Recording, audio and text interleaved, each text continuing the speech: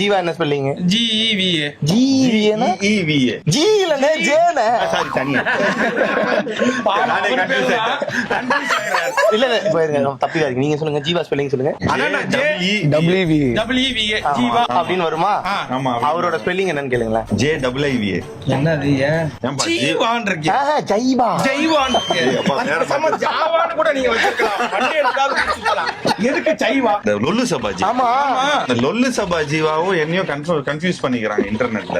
சரி, நான் ஸ்பெல்லிங்க மாத்தி விட்டேன். ஓ, அதனால தான் ஜைவாவா? ஜைவா ஜைவா ஜைவா.